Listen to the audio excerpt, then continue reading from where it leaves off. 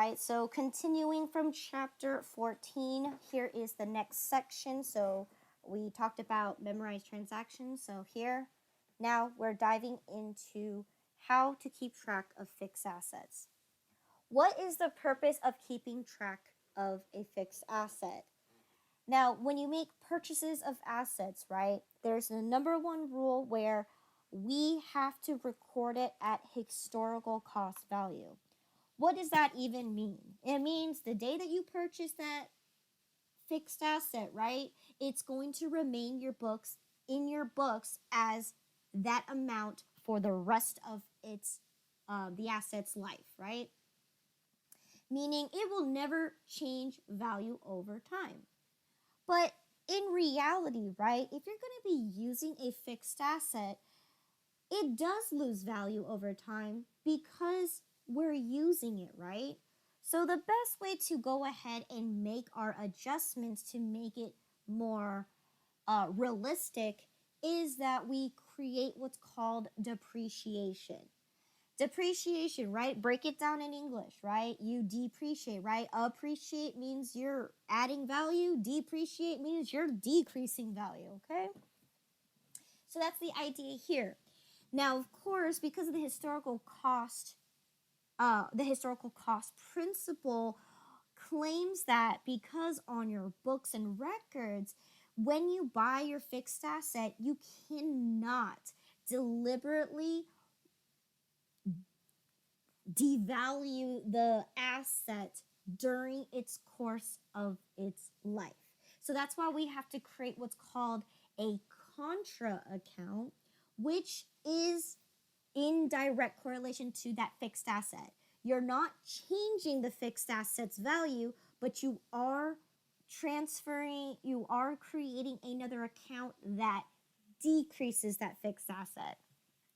Very complicated if you don't understand this, but if you have the accounting background, this makes a lot of sense. But again, if you are going into the accounting background, it will make sense. So because we understand that when we use our fixed assets, right, it loses value over time because we use the equipment, right? And every equipment has its own lifespan, okay? So for example, right, a laptop, its lifespan could probably last you at most 3 years, but in reality, right, if you keep it in a really good condition and you don't put too many programs on it and you don't download many like files or anything like that, and you keep it in good condition, that computer can last you at easy 5 to 6 years, right? But again, because of technology, right, it loses value over time because new processors are coming out, better pixelations, better screen quality, right? So in that kind of case, right, you're probably better off just investing into a new computer than fixing it and adding more value to it because it's a laptop. But at the end of the day, right, a laptop has a lifespan, all right? Especially electronics, right? Especially the amount of power, electricity that you put into the laptop, it's going to, it's going to wear and tear out the battery and so on and so forth. So we understand that that's why it loses value because you can't say, I purchased this for $500. I'm going to go ahead and sell it right after, a year after using it. I'm going to sell it for $500.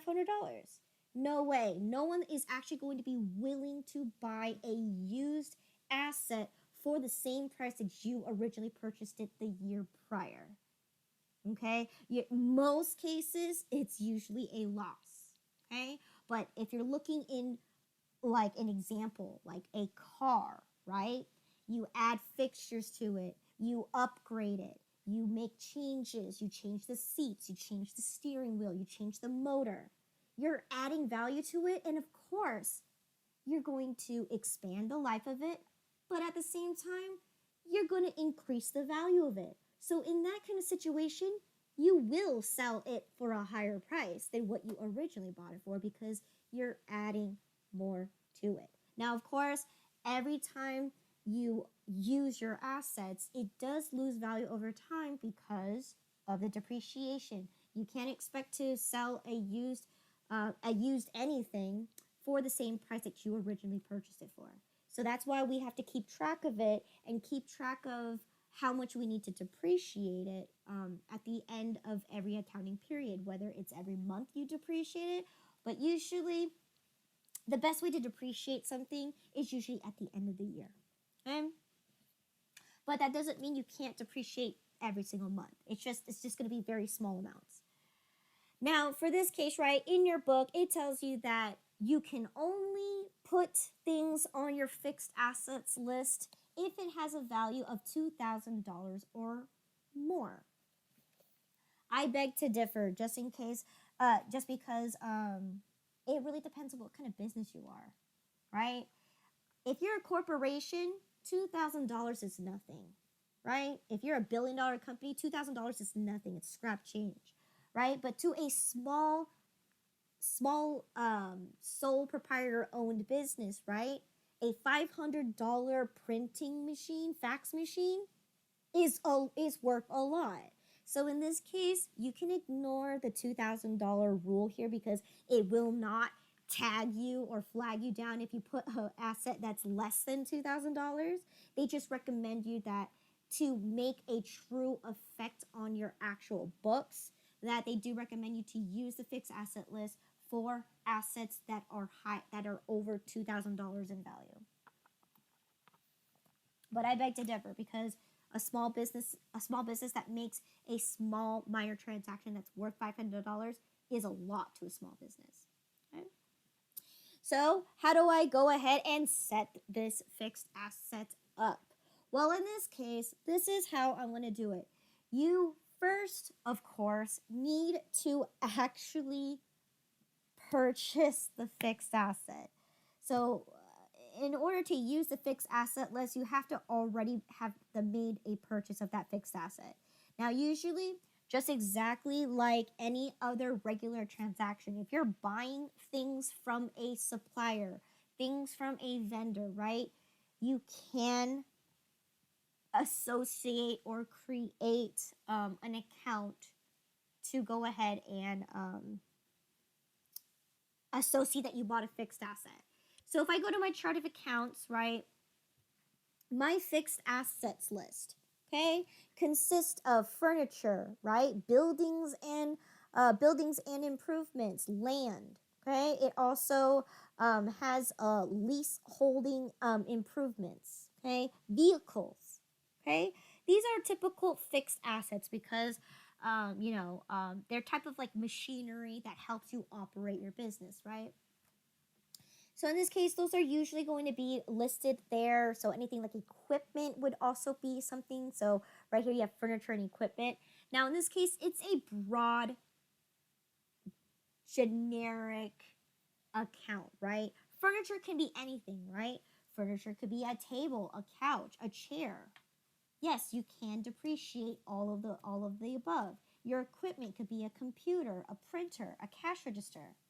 Right? They all have some kind of value to it, and they all have a life to it because they serve a purpose to help you operate your business. So in this case, all of those categories are all going to be falling under here. Now, if you want to, you can create sub-accounts to designate those specific items if you want to, right? That's completely fine. But what you could also do, instead of cluttering your chart of accounts, you can create the fixed asset item list, okay? So again, to save you some time here, but however, you do need to make a purchase of that item prior before registering it into the fixed asset. So in this case, I'm just going to do an example here. I didn't buy a vehicle yet, but in this case, I'm just going to show you what the book tells you, okay? So I go to list and I go to fixed asset item list. So this case, right, I have no fixed assets, right? So I'm going to go ahead and enter it in. So again, you need to have it in the books prior before you can create this. So I'm going to go ahead and enter in all the details that the book tells you. So again, what was the asset name number, okay? So in this case, your book tells you that you're going to be tracking N. We're going to be use the fixed asset list to enter in a vehicle, a company vehicle.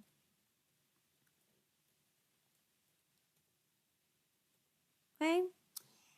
So let's see. So that's the first one right there. What kind of a type of it? Obviously, it's a fixed asset. So company vehicle, that's the name of it, right? Where did you purchase this from? Okay, what account are you going to be, where did you place this asset in? In this case, you placed it into the vehicle. So that's why you need to have the item first and designate it in the chart of accounts first before you can go ahead and fill this out. So in this case, I have it under vehicles. Okay. And what kind of vehicle is this? Who did you purchase it from? Purchasing details, description. So in this case, I bought a 2020 Ford Escape. Okay. And is it new? Is it old? In this case, it is used. Okay. So now that we recognize that it's a used 2020 Ford Escape, okay, the vehicle asset is going to be 2020. Let me see. Okay, so in this case, is there a sales information? No, because you're not going to sell this asset. You're just going to only record the cost of it. So in this case, when did I purchase it? I purchased this as of December 31st of the previous year. So in this case, yeah. And how much did it cost you? Let's see. It cost me $20,000. Wow, that's a great deal. Okay, and again, vendor slash payee. So did you make a payment to somebody, or did you owe somebody money? So most cases, I'm gonna put National Bank, because most cases when you buy a car, you usually take a loan. So who do you owe? I owe money to the bank, to the National Bank. Okay, and then let's see what else. Asset information. Is there an asset description? Once again, 2020 Ford Escape. Okay, is there a location? Okay, so in this case, I bought it in San Jose. Okay. Is there a PO number? So no purchase order number. A serial number? Yes.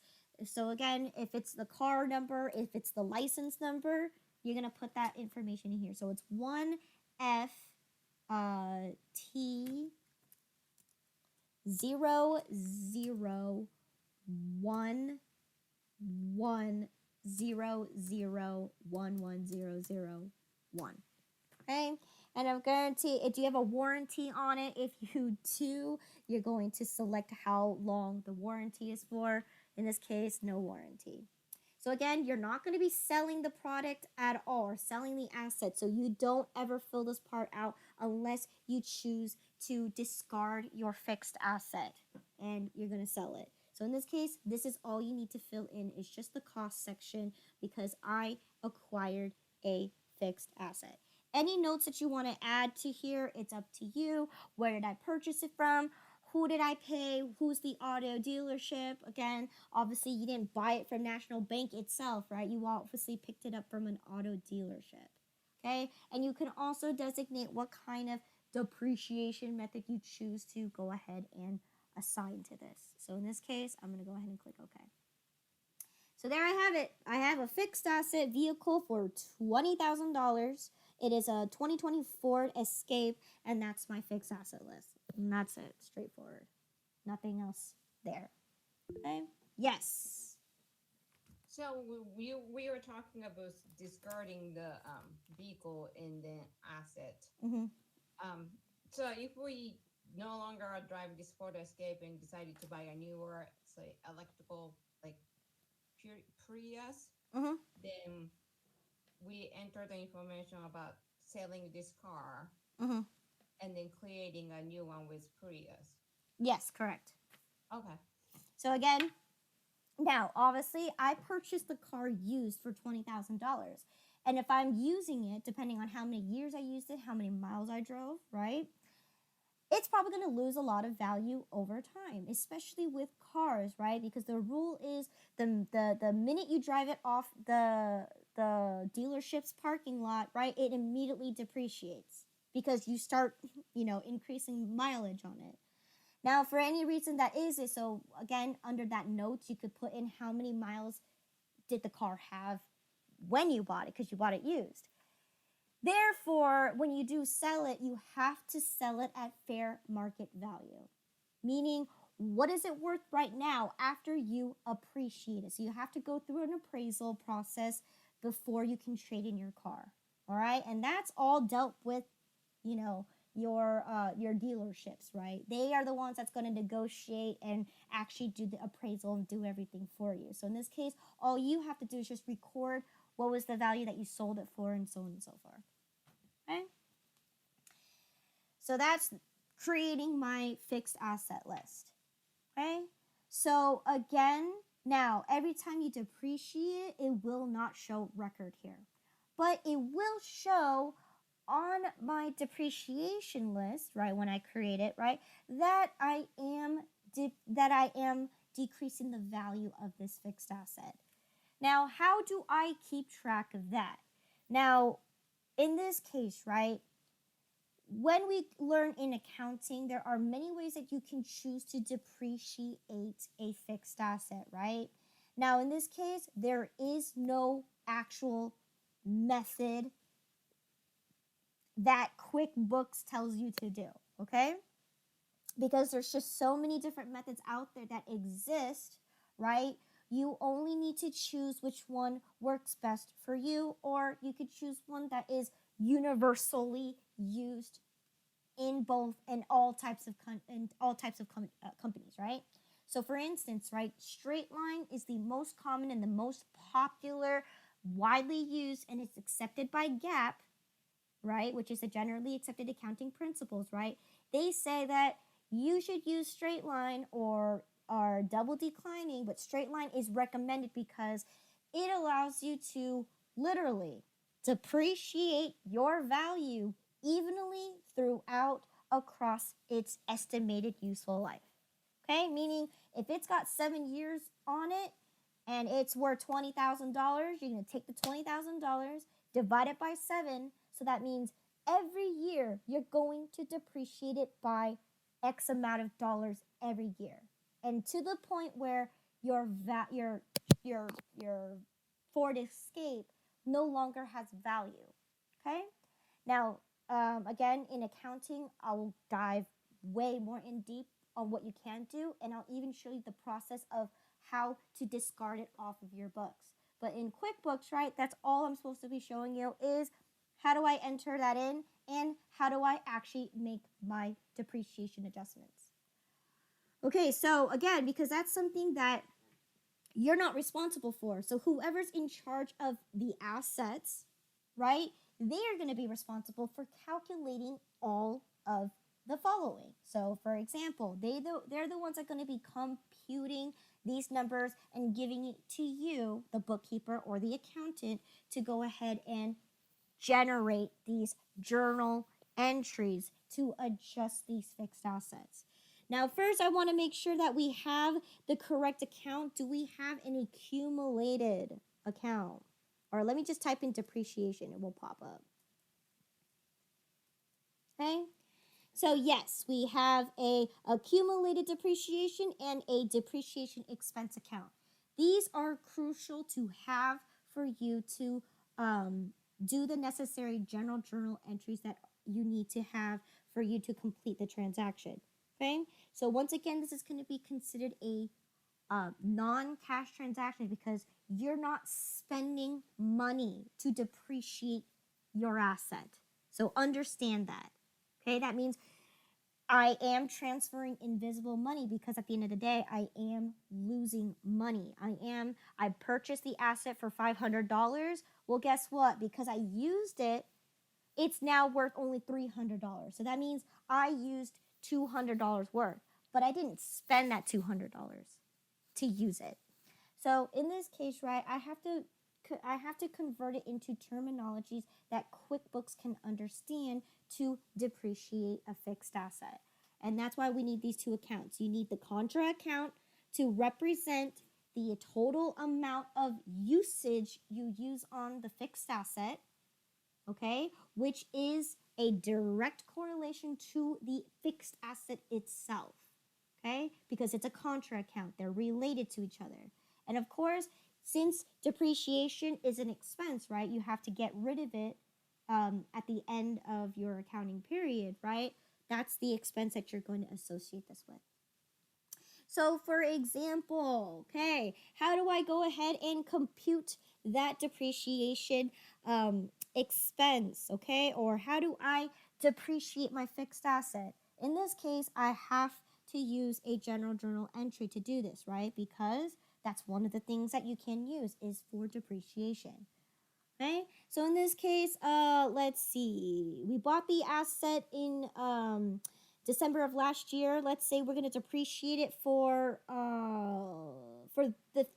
this month. Okay, for January. Oh no, that's April.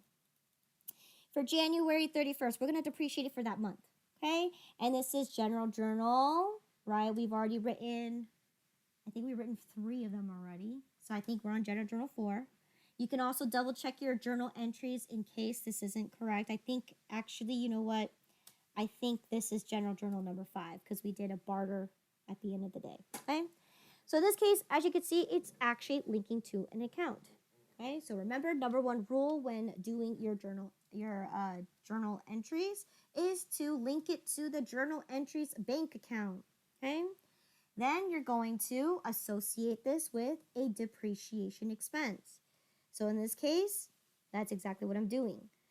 And you're going to also associate this with the accumulated depreciation. Okay, depreciation. So in this case, again, the accumulated depreciation is going to represent the amount that you used the asset for. Okay, so for example, right? Let's say the 2024, since I bought it 2 years later, right? It's already been used for 2 years. So that means how much life does it actually have left? So in this case, let's call it 5 years because it was originally 7, but we already used 2 years out of it, or someone else already used 2 years out of it. So that means we only have 5 years left. Where did that number come from? We'll talk about it in the accounting class. So let's say my asset has 5 years, but because I'm depreciating it by every single month, that means I gotta multiply it. That means it's got 60 months left for it to drive. And in this case, right, the total amount was $20,000. And let's say it doesn't have a value at the end of it because I'm gonna drive it to the ground, okay? So in this case, how would I be able to calculate that? It really depends, right? If you're using the straight line, you're going to depreciate it the same exact for every single month, okay? That's what straight line is. It's where you spread the cost evenly amongst its useful life. So that means every month or every year, it's going to lose its value at a steady, constant rate. Straight line, okay? Hence the word. So in this case, right, what is 20,000 divided by 60 months? Okay, that will give you about $333.33. And I accidentally clicked the wrong box.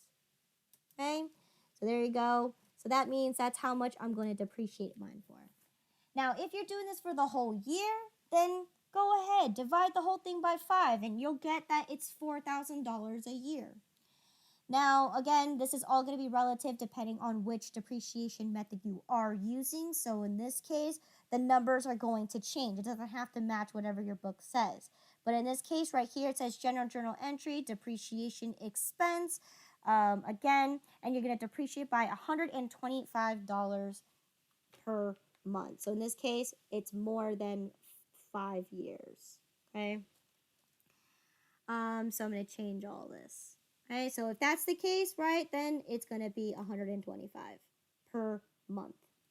And then what I'm going to put here in my notes is monthly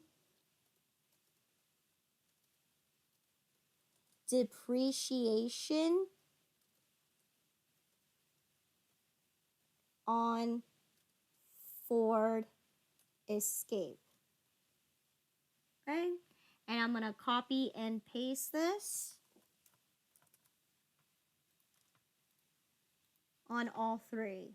Okay, and again, I have 125 and 125. So in this case, that's how I'll calculate, right? It already pre-calculated for me, but that's how I would, right? I would take the asset, I would divide it by the total amount of months, and I would divide it by how many even amounts that I am looking at for over a span of its asset's life.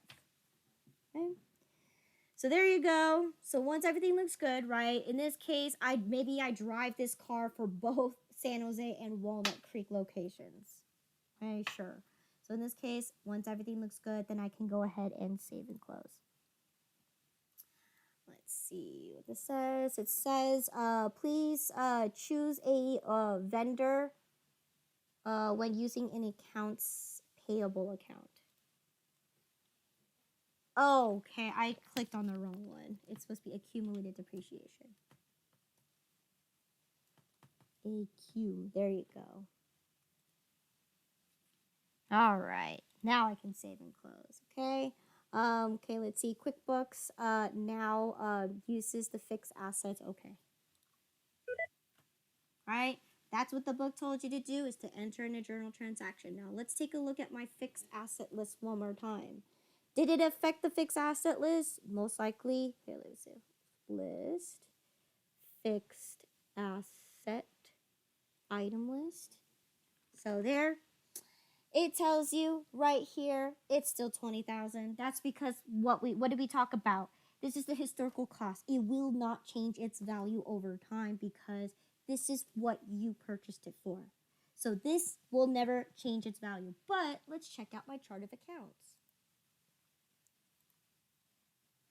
So if I go to my chart of accounts and go to my fixed assets, right? Fixed assets. Okay, I put it under vehicles. Okay.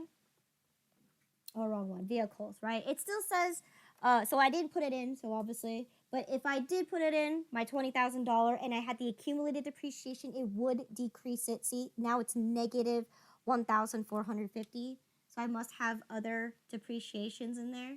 So in this case, that's how much it should be. And if I double click on it, it will show my entry that I just plugged in for that $125. Okay? And it's going to take it directly off the vehicle because you said it took it off the vehicle. So again, you have to have the car prior in there ahead of time for you to be able to do this correctly. Okay? And that's how I do my entry in for depreciation. Okay? Any questions?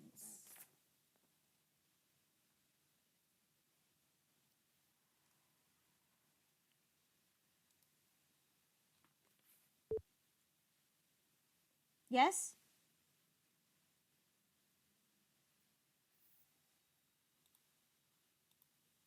No questions? Yeah. I'm a little confused. You did put in the vehicle, but it didn't show up in the chart of accounts. Why not? Why didn't it calculate it over into that? Because, so when I filled out the fixed items list, right, I didn't link it to an account. Or in this case, I was supposed to have that vehicle in the account prior before putting it into the fixed asset. So in this case, I need to purchase my my fixed asset first for it to exist. I can't use the fixed asset list to purchase the fixed asset. Does that Okay. make sense? Yeah, so then we would have used a purchase order in order to put the vehicle in to begin with and then added it to the asset list? Yes, that would be well, you wouldn't purchase order a car. No. But yes, the general assumption That is would go under the loan yes. thing, huh? I'm sorry? That would go under, we'd put it in under the loan thing, wouldn't we? That you Um, talked about. yes and no, because again, that is a triple transaction where one transaction affects everything else, right? So in this case, yes. When you make a purchase of the asset, right? If you made a down payment, you record the down payment, but you also record the loan as well.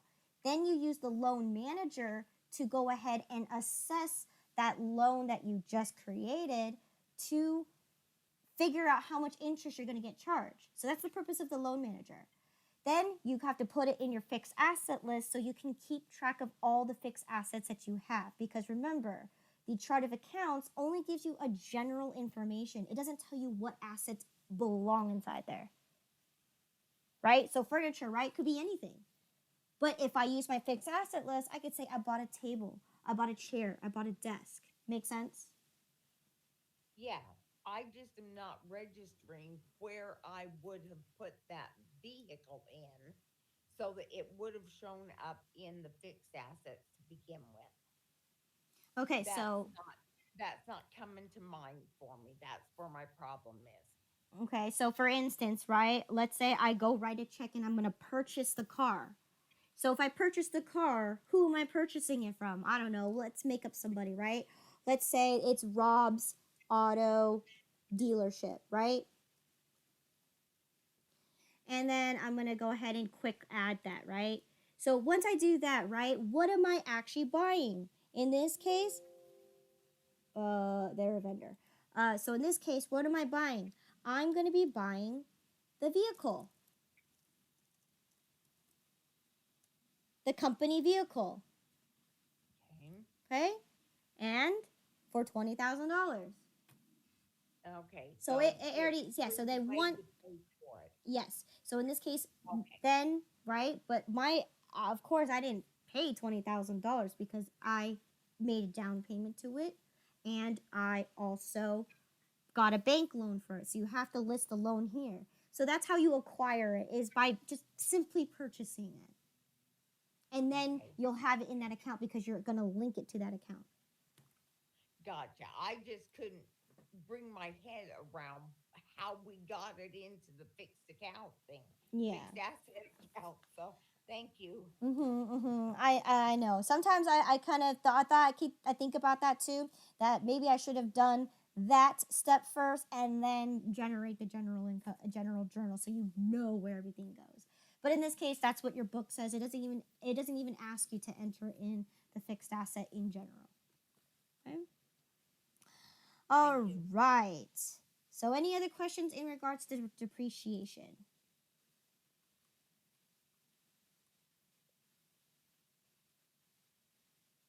Okay.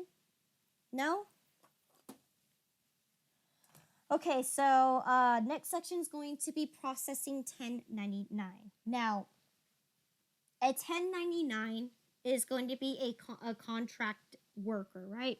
Independent contractor, whatever you want to call them.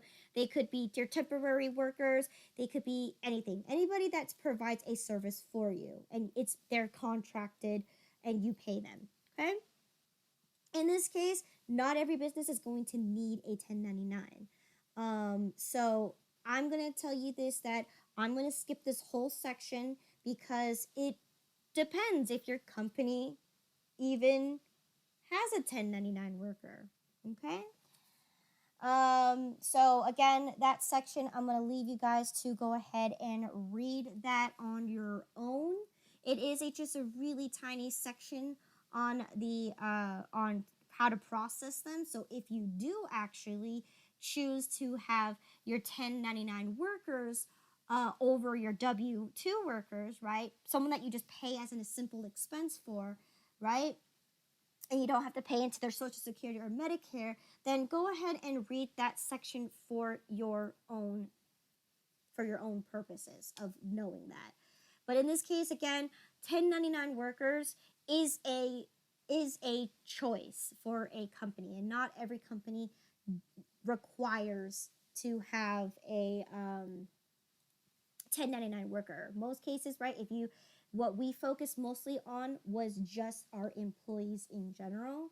So again, 1099 workers only exist if you choose not to employ your workers and have third-party vendors do the job for you.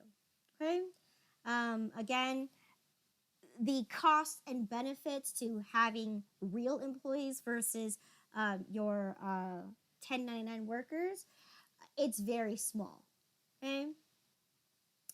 Especially because you have to pay your 1099 contract workers the whole amount. You don't save anything else for yourself because you're not responsible to pay any taxes for having them. They're not your employees. They are your independent contractors. They're responsible for their own taxes.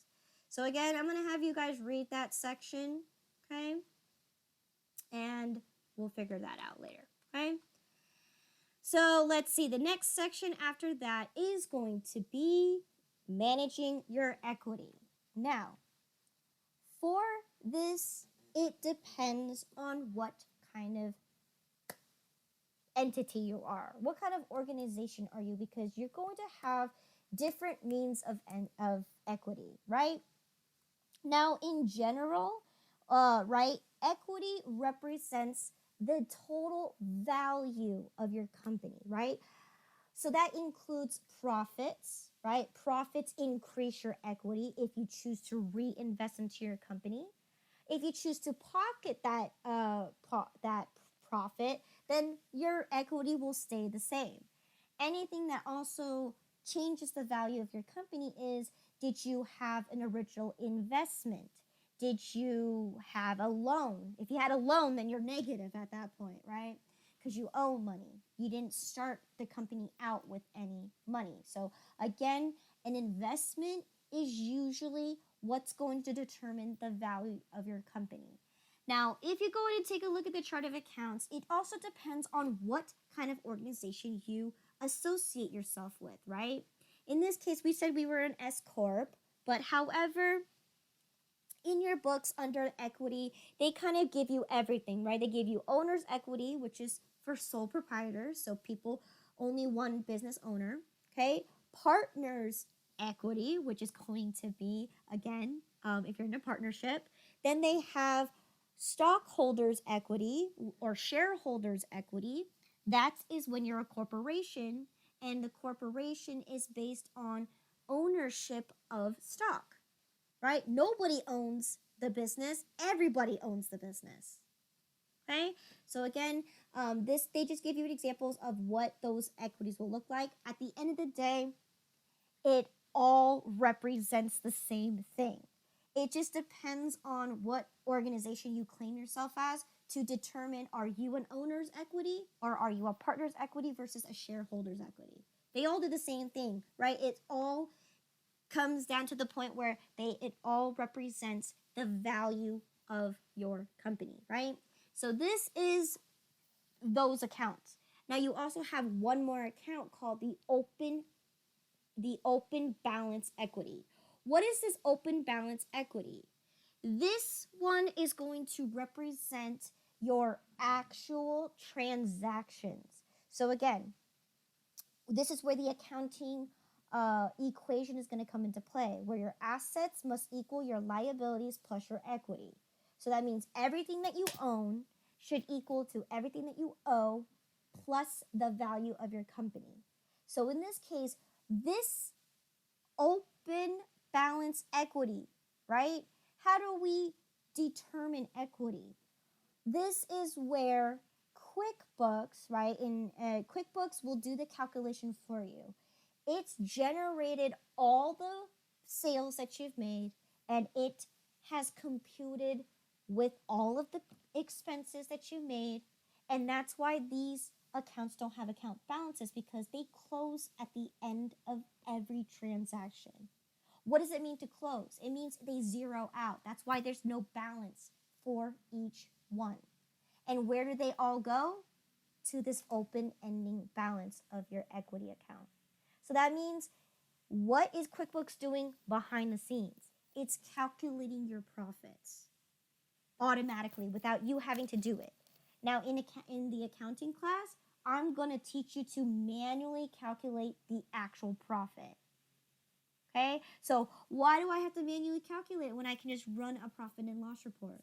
Yes, you can do that too. But at the end of the day, that's exactly what's going on here, is that all the profits are being collected to this open balance equity. And what you have to do is you have to enter in a journal transaction to Either take the profits and make a decision. Are you going to pocket the profit? So then if you do, you're going to do an owner's draw. Well, first you have to put it in the equity, and then you have to take the money out through an owner's draw. Okay? If you choose to reinvest into the company, then you're just going to drop it and all that money in there into the owner's equity account. Okay? So again, if you're a partnership, right, you have the choice. Are you going to reinvest into the company, or are you going to distribute the profits amongst the partners? Usually it's the first one first, and then you distribute the profits to the partners first, and then they choose if they want to reinvest their portion to the company or not. So again, and then of course, corporations, it's automatic, right? We have an account called retained earnings. Retained earnings is where you're going to put that money in there to choose. Are you going to distribute your profits through the shareholders, which we call dividends? Or are you going to keep that retained earnings and then drop it into the shareholders' equity account to represent that, hey, this is the value of my company, okay? So again, there's a huge explanation for equity. I'm not going to spend too much time on it.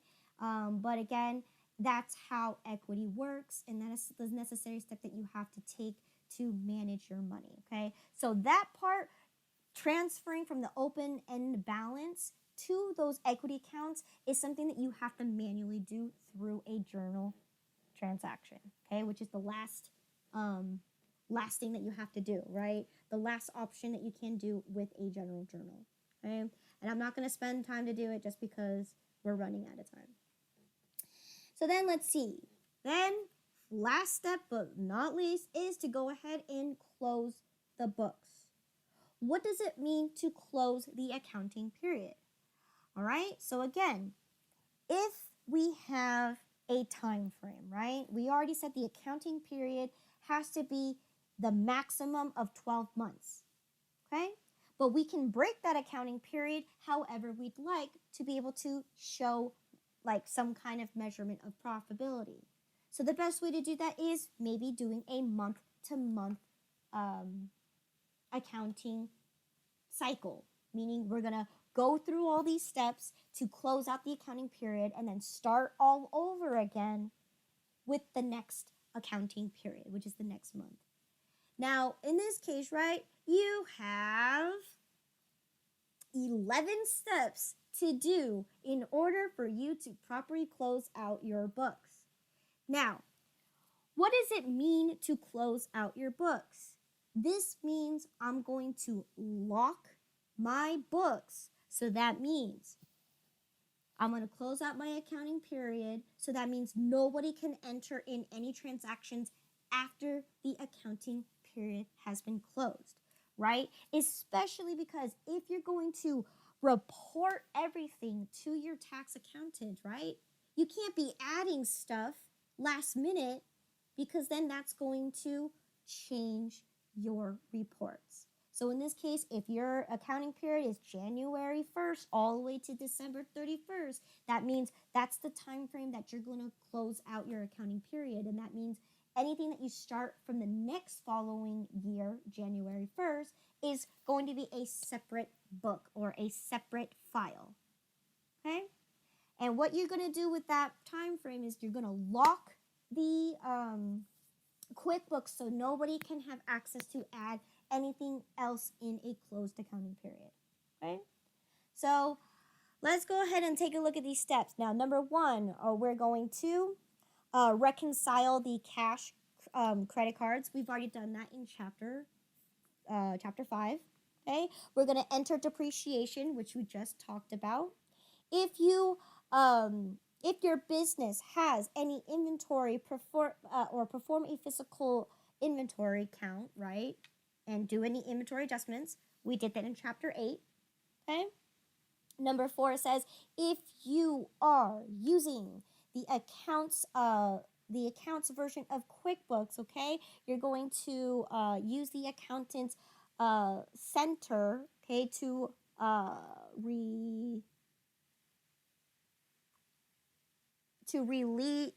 I have no idea what that word says. Reclassify if you are using the accountant's. Okay. So now step number 4 basically says that the transactions tools is to confirm that the income and expenses were categorized properly. So again, this is where the beginning of chapter 14 talked about recategorizing. Okay.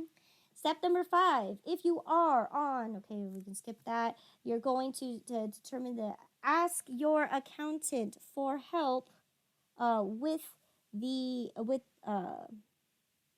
with these entries. Okay, so again, you're gonna do the journal entries to accrue any expenses. So again, if you have any prepaid expenses, like you bought insurance for the whole year, if your accounting period is every month, you need to do another general journal entry to reflect the expenses that you occurred that month. Okay, so that's step number 5. Step number 6. Okay, you're going to close your equity. So that's what that previous section was. When you reach the end of the accounting period, right, you must close out your equity, which is your profits, and you're going to choose, are you going to distribute it to yourself, or are you going to reinvest it back into the company?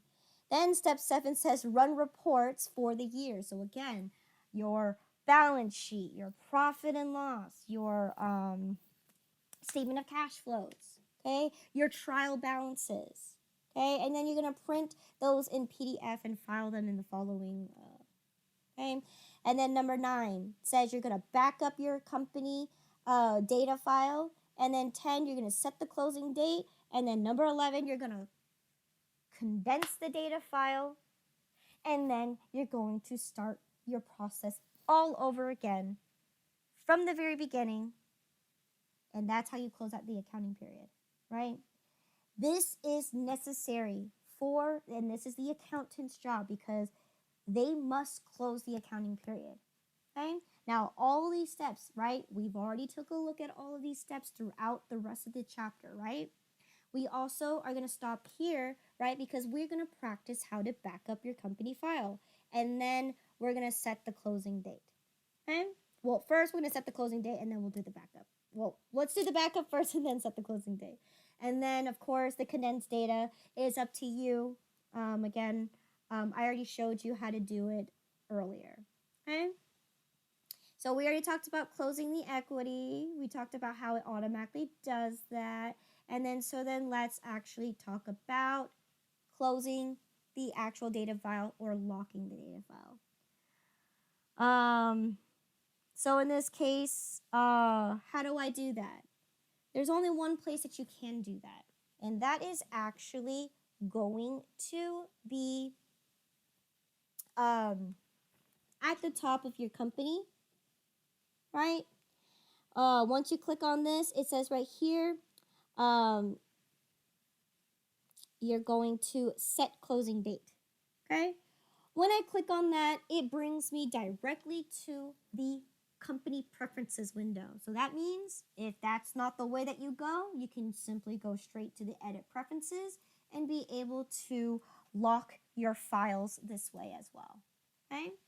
So here I am at the accounting section, all right, under company, and here down below is where you're going to set your closing date, okay? So in this case right here, set date and password, so that's what it is. So the closing date, so when do you want to actually close out your accounting period? So let's go ahead and set that date. So then you're going to get this window, and it's going to tell you from here on out, when are you going to actually stop allowing anybody to enter in the transactions. You must be the admin in order for you to close out the accounting period, because the admin has the sole responsibility to ensure they do not give this password to anybody, okay? Because that is also one of the crucial responsibilities to prevent fraud, okay? Because if you allow your HR to go ahead and access the files at any given time when it's already been done with, it's closed off, right? You already sent it to the tax accountant. That person can go ahead and verify and write themselves a paycheck and not let you know because you gave them access to the closed out accounting period file. That means, there you go, another means of fraud. Okay? So for any reason that, let's say someone said that the HR says, I made a mistake on one of my checks, then they're going to have to confront the accountant, and the accountant's going to go into the file and change it themselves. Okay? So again, only admin will have the password and will be the only one that's going to be able to make changes to the file. Okay? So in this case, I need to set a closing date. So include estimates and sales orders? No, we don't have to. So closing date, when do you want it done? Now, because it tells you to do it December 31st of 2021, that means right now I'm in 2022. If I set that closing date as of December 31st, that means every time I enter in a transaction, it will give me this big, huge notification saying you are entering a transaction in a closed accounting period. Because I'm the admin on this, right, I can override that. But if it's someone else who's logged into this account and they try to enter in a transaction, it will not let them. It will tell them to enter in a password every single time. So if that's something you don't want to do, then choose a date that you're not currently working on. So in this case, right, I would have to choose, I would probably have to choose, let's do June 30th, okay? Let's say our accounting period is a fiscal accounting period. So in this case, I will lock up my files as of June 30th. That means once June 30th arrives, any transactions after that, nobody can put it in without having to put in the password every single time. Okay? And of course, now we got to set a password. Now again, it has to be a complicated password. Okay? It has to have a capital letter, a lowercase letter, a symbol, and a number, I believe. So in this case, I believe it's capital A, B, C, D, 1, 2, 3, 4, exclamation point. Okay? Once again, that's capital A, B, C, D, 1, 2, 3, 4, exclamation point. Okay? And of course, you can show it to make sure that you typed it in correctly. Okay? A, B, C, D, 1, 2, 3, 4, exclamation point. Okay? Now, if your password is weak, it will notify you that you need a stronger password. So be very, very careful when you type in your passwords, because sometimes your first password that you put in, if it's not unique enough, it will not go through. Okay? So I'm going to go ahead and click OK. So once I've done that, now I've set the closing date. So once again, that means after June 30th, right? If I start putting in transactions as of July 1st on this actual file here, it won't let me do it. Okay? It will not let me do it without stopping me saying this is a closed accounting period. If you want to add this transaction, you must enter in the password. Okay? And I'm going to click OK. So that's how you lock the data file. Okay? Now, of course, you could change that date to any time, of course. You just have to override the password and everything.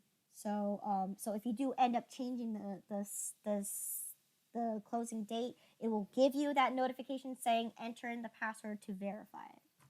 Okay? So once you've done that, then again, you can continue putting your transactions up to June 30th. And once that June 30th rolls around, you won't be able to enter in anything after that. All right? Well, what if I condense my data and I can go ahead and proceed, right? Then yes, of course, because this time my only closing accounting period is just strictly transactions from the 1st or whatever all the way up to June 30th, right? And then once you close and back up this file, then when you condense the data, right, and delete all the transactions, you can go ahead and reset a new setting, closing date to go ahead and start the new accounting period. Okay? So that's that there. All right. Last thing I have for you today is going to actually show you how to create the company backup. Okay. So again, this is going to take us all the way back to where we began with chapter 1. Okay, where we said that there are different types of files, and let's go ahead and practice creating a backup file. So again, you can choose, you can either back up the company or you can create the copy. So in this case, I'm going to back up the company, and this is what it's going to populate. Oh, backup company. Okay, now are you going to choose a local backup or are you going to restore a previous one? Now, of course, you want to do a local backup. So here's the window that you're getting, okay, to create the backup file. Now, in this case, it's going to ask you, well, in this case, where do you want to save your backup copy? You want to do it online or on a local C drive, okay? So in this case, yes, if you bought into if you paid a subscription, yes, you can save it online, right? So then instead of having it floating on your computer, it's floating in the sky, right?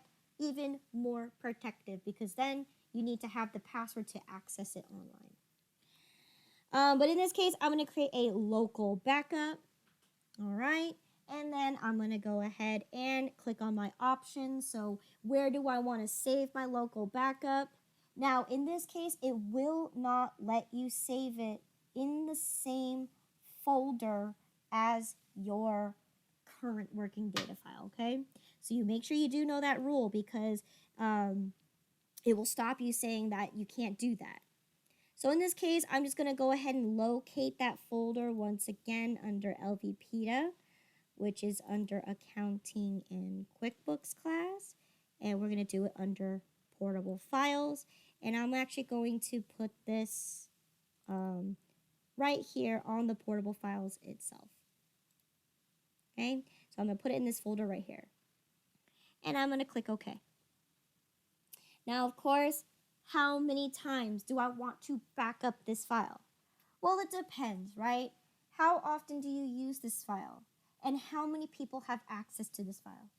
Because if you are going to have people access this file all the time, you should be backing up your file pretty frequently, right? Because if you're having, if this is the enterprise version, right, and you have 30 users accessing this file at the same time, right, entering in multiple transactions at one single time, then yes, you definitely want to save your work pretty frequently, right? But if it's just us and we're just looking at the small company and we're only doing one transaction at a time, then maybe 3 backups per folder is good enough, or per day is good enough. Okay. Now in this case, that's what I have it set for. It is the amount of backups you can have in a folder. So again, you can limit how many backups you want to save in a folder, and this can be done for you automatically. Okay. So how many times? 4 times a day. Okay. And of course, again, when do you want to have this be saved? Do you want this to be completed with a verification? So again, or do you want this to be have a QuickBooks verification or no verification? In this case, it's up to you. If you want a QuickBooks verification, you can. Okay. Okay. So in this case, it says this location doesn't work. Just it's okay, ignore it, and just click on that option to override that by selecting use this location. Okay, so there you go. I've set up my options, so that means I can go ahead and click next. So here is the options I was talking about. Sorry about that. Where do you want to back it up now? Do you want to save and then go ahead and schedule a future backup? Or do you just want to only back it up when you close the program? Okay? or scheduler in this case, okay? So in this case, I could choose now, I can choose later, or I can choose to get reminded that I want to back it up later. So in this case, let's just do it now, okay? And I'm going to click next. So this is where it is. It shows up this folder. That's where I want to put it. And I'm going to go ahead and click save. Okay, so of course what it's doing is it's closing all the windows because now it's creating the backup copy right now. And what you can see here, once it finishes, then we'll give you a window. And then it tells you, okay, QuickBooks has saved a backup. Okay, okay.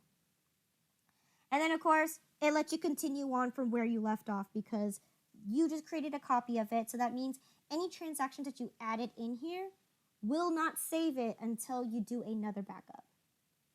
Okay? All right.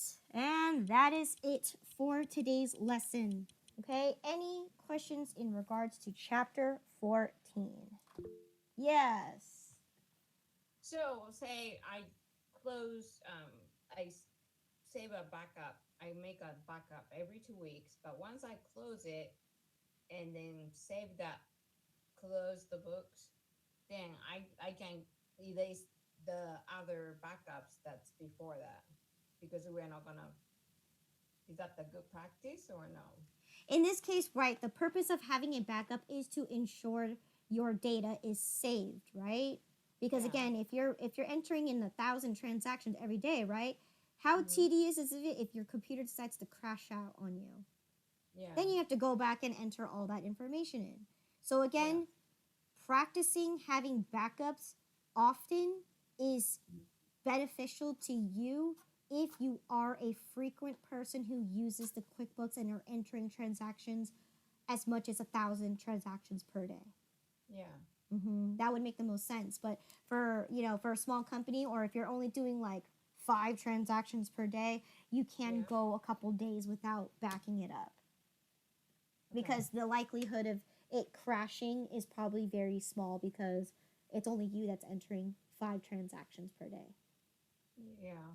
So the important, I can see the close the book being backed up, as it said, one of the 11 steps it said we should do. Mm-hmm. So once we back up, save the copy of close the book for say quarter, then I don't see the point of saving the ones that I regularly saved it to that point. I see what you mean. So you're talking about future backups. Or like, so I say I save the backup every month for 4 months or 3 months, and then I close the book for the first quarter. Um, then the 2 copies of the backup I made for January and February, should I don't see I think I don't need it anymore. Well, here is also where you should keep and hold on to that for the case where you do get an audit trail. What if your tax accountant decides, I want to see everything that you did that year? Then you Yeah. need to pull up those files for them to do an audit on you. Oh, so they can see the changes. Correct. Oh, okay. So yes, there is a purpose of having backups because especially if you do get audited, right? But what are the Okay. so it really depends on your company, right? If you produce to them these drastic changes, they want to Yeah. see it. Okay. Okay? So again, those backups are actually useful for the purpose of tax purposes. So again, it is very crucial that you do not delete, even including your backups. So have a flash drive ready so you can Okay. save all those backups. And if you actually take a look on your folder itself, right, Okay. it will actually show you itself, right? So where am I? It will actually give you the dates of when you actually made this backup and timestamp it. Oh, yeah. So that's important. So then that way, every time you create a backup and it's in the same folder, you can actually differentiate them because it gives you the date and the timestamp. So that's also Oh, very important too, because if you are doing your monthly backups, then yes, you can tell the difference between the backups of how many you've created and okay. which one's the newest one. Okay. Okay? And then also I can go back and see what has changed, as well as if my computer crashed, then I can back up to bring the data back. Absolutely. Okay, I see. Thank you. Mm-hmm. So again, of course, once you're done with that, again, when you close your accounting period and you decide that you want to keep using this file but get rid of all your old transactions, right? You just condense the data, and then you need to change the closing date one more time, so then you're not having to enter in the password every single time because of the closing date. So again, that's for the future, for the next accounting period. Okay? And you want to reuse the same file over again instead of having to create a brand new file and having to enter in all the people all over again, right? That will save you time there by reusing the same file, but this time just deleting all the transactions that happened between a specific time frame, right? Because all the entries of all the people, all the items that you put in there, all the preferences, they're all going to be saved if you use the condensed data tool. Okay. All right, let's go ahead and finish up today's class with the multiple choice questions. Okay, so again, let's select the best answer for each of the following. Okay, so number one, okay, which of the following tasks does QuickBooks perform automatically at year end? See? C as in cat is correct. It does adjust the balances in the retained earnings. Okay, and again, yeah. Okay. Number two, entering in a date in the closing date field, okay, accomplishes which of the following? See. C, it locks the data up. Okay.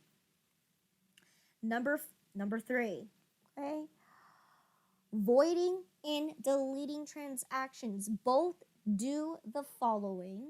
So we have to find what do they both have in common.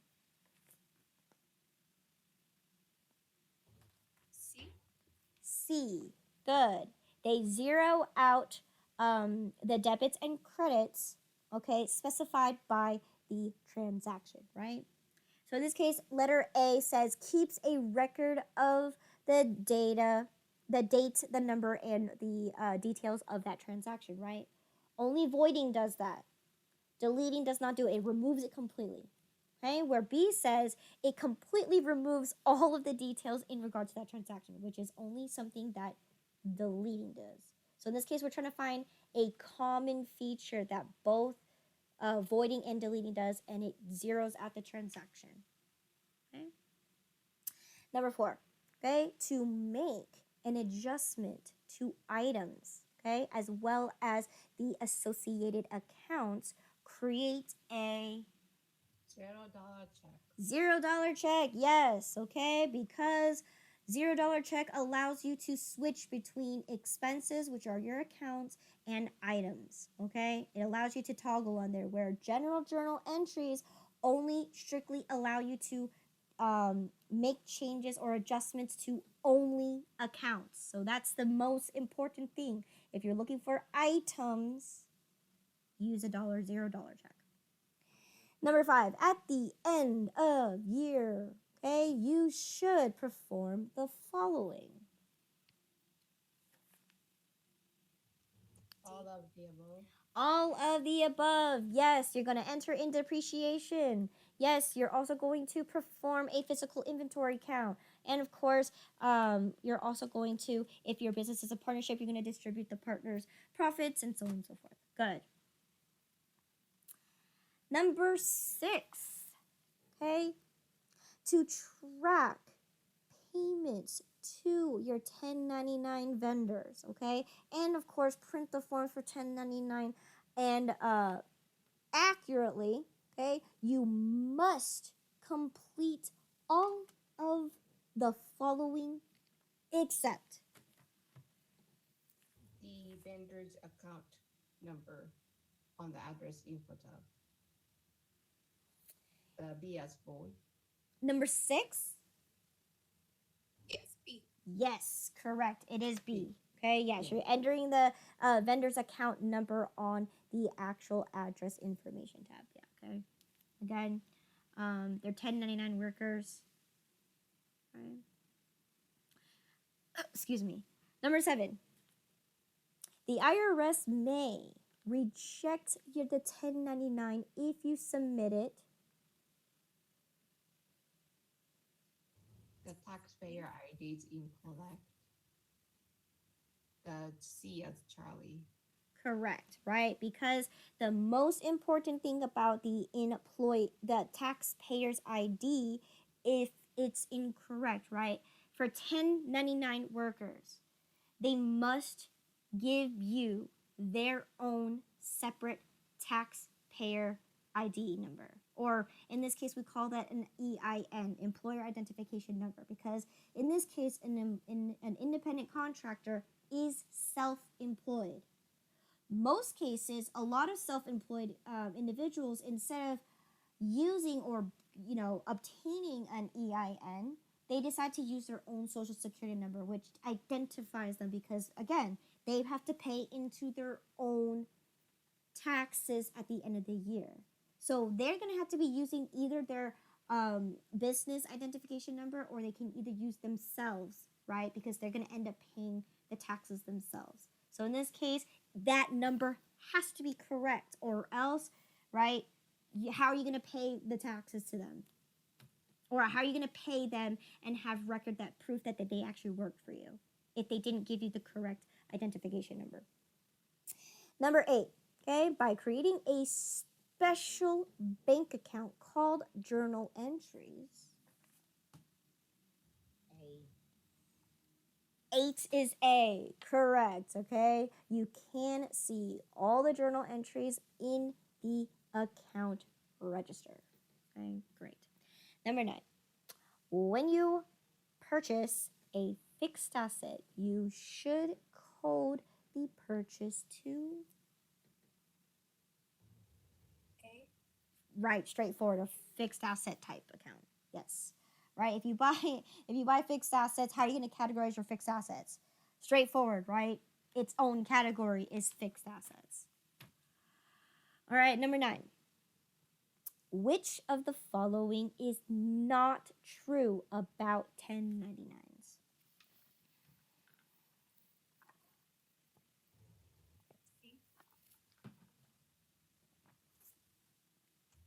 C. C is correct. Okay? The 1099 wizard helps you prepare 1099s miscellaneous, 1099 INT, and of course 1099 DIV. Okay? It doesn't do that. Number 11. Okay? Which of the following is an example of a fixed asset? A. A is going to be a $5,000 high-speed copier.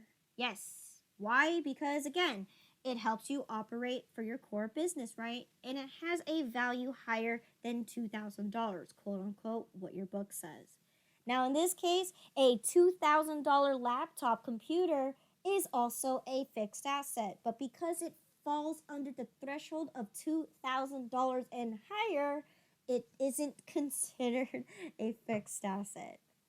So in this case, even in a small business, you would record this as a fixed asset because a $2,000 computer is a lot for a small business. A $2,000 laptop is expensive as is. So yeah, so again, a box of paper, obviously, that's not a fixed asset because it's not an equipment, it's not some type of machinery, it doesn't hold a value, and it's a box of paper. Does it have a life? A box of paper? So again, it would have been D, all of the above, if box of paper wasn't an option. Right? Number 12. Last question of the day. Which of the following is false? A. C. Okay, so we have difference here. So let me see. General journals entries do not allow you to reallocate transactions from one class to another. They do allow. I'm sorry? They do allow it, don't they? Not do not. Right, the question is which answer is false? This one says do not. Yeah, So in this case, that would be false. Because they do allow it rather than do not, right? Oh yeah. you are right. Okay, so then let's see. Let me see. You can use journal entries to recategorize transactions to a different account. Okay, you can use journal entries. Yes, you can. That is true. Okay. C says general journal entries are used to reassign or reassociate funds from one item to another item. That's not true for sure because you have to use a $0 entry for that one. And then let's see, D says when creating journal entries, the debits and credits are required to balance. That is true. So in this case, you're right. A, if you actually reread it very carefully, that do not throws it off. So in this case, Well, but you also said that C is false. the book does say C is false because that one is actually more false because you don't ever use a general journal to reassign items, right? You have to use a $0 check. So C would be the most inaccurate. But when you did say this and you did look at that do not, see, I think it probably should have been just do without the Yeah. not. That would make it false. I mean, that would make it true. Okay. So in this case, in this case, yeah, you're right. A is actually one of the answers that is actually false. So in this case, this one has two answers, A and C, because of that do not. All right. Okay. All right. Good job. Any questions in regards to